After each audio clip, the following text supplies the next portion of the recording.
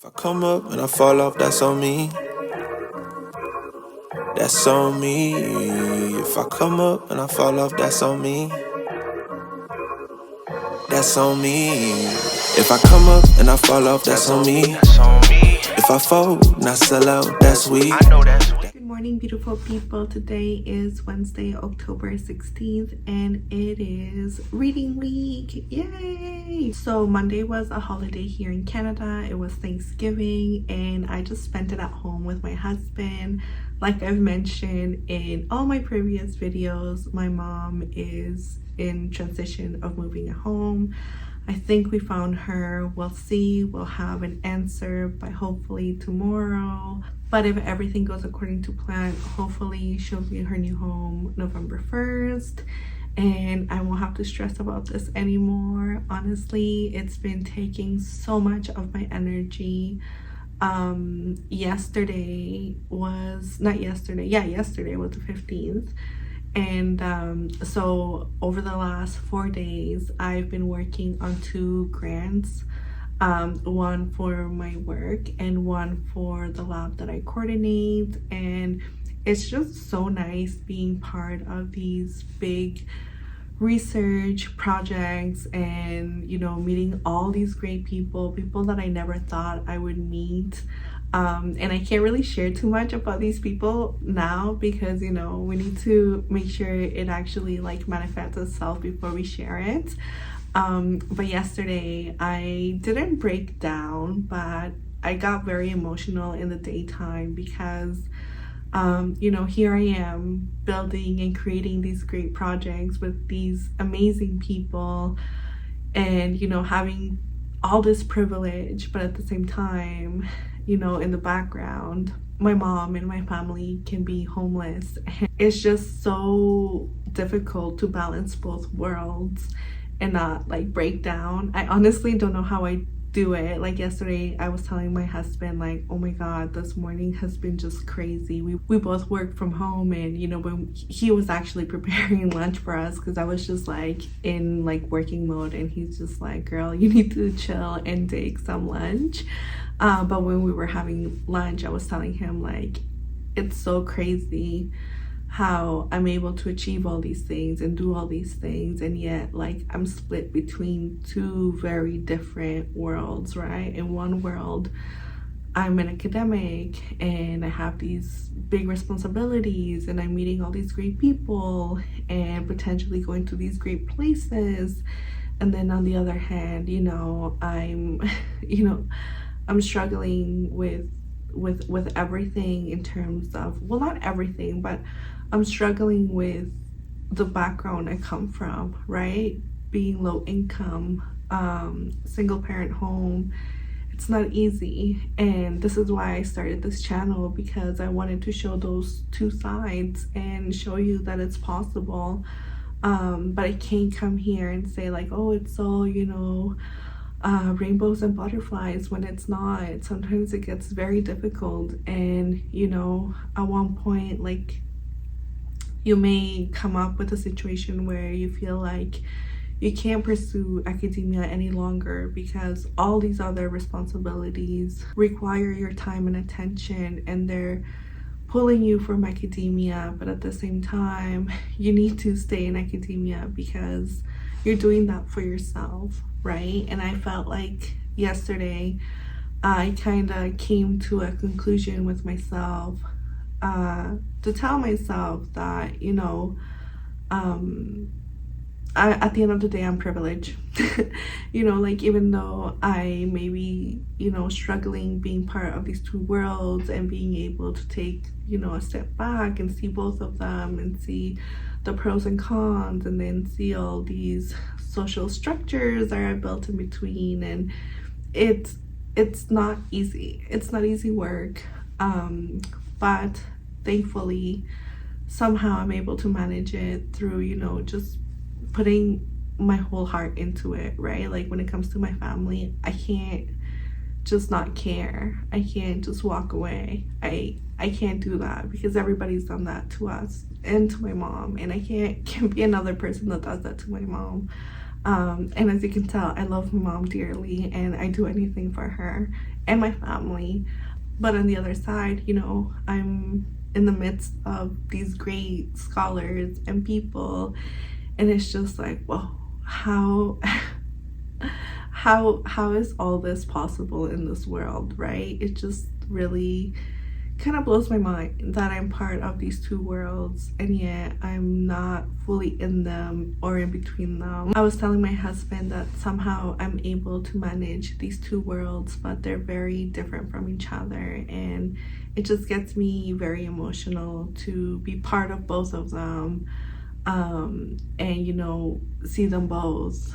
I don't know how to explain this, but I feel like when you're first generation scholar, you have, you know, your cultural background that you're coming in with, your financial background that you're coming in with, and you're coming up against, you know, this big machinery, but also all these great people.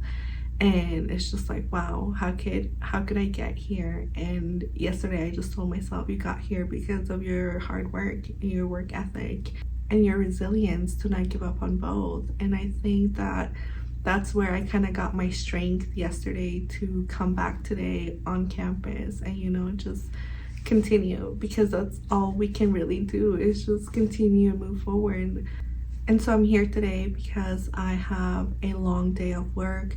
I'm not sure if I'm gonna be able to take you along with me because I have 3 big meetings throughout the day that involve other people. And I also have to do grading, and then in the evening I have a teacher parent night for my brother that I need to attend. So it's gonna be a very busy day, but I wanted to come on and give you guys a little update of what's going on and how I'm feeling, because I genuinely think that these are valid feelings and sensations, and I know that I'm not the only one going through them or that has gone through them.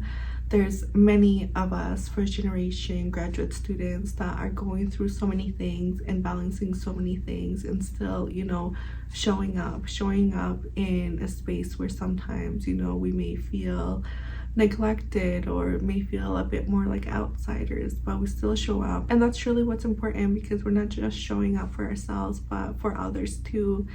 And so yeah, I'm here today showing up for you all, sharing my experiences with you all, because I just hope that somewhere or another you can relate, or you can have a sense that you're not alone.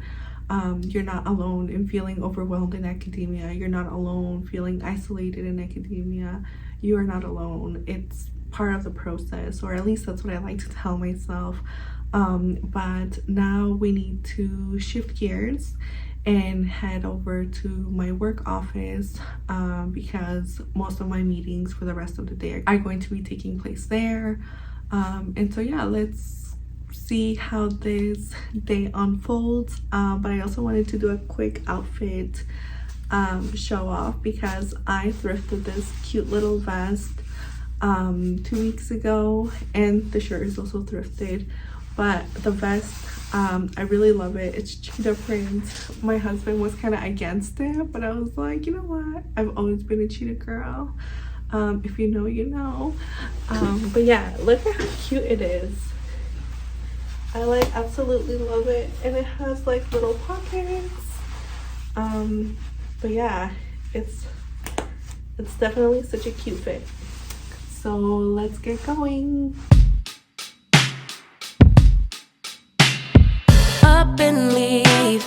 Take a lot of courage just to live out your dreams. Bigger picture I could see if I just close my eyes. Have the foresight to believe. Time don't move backwards, it speeds to the future fearlessly. Charging forward when I open my mouth, though I may not know how.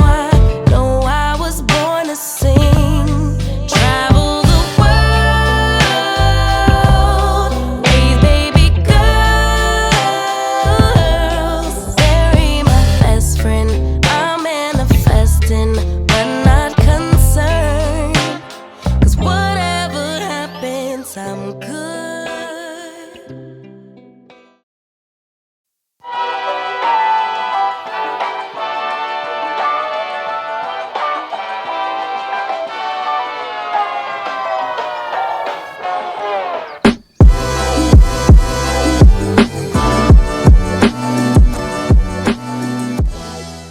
beautiful people, today is Thursday, October 17th. I got to campus today pretty early, and so I took the morning to get ready, answer emails, and edit a video. And so now I'm going to be shifting gears to actually doing work. Today is going to be another busy day. So yesterday I had to go to work for my job, and I received some good news, but I'm not ready to share that yet. So once it's manifested, I will talk about it with you all, but I'm just really happy about the news that I heard yesterday. I also have a positive update on my mom's situation.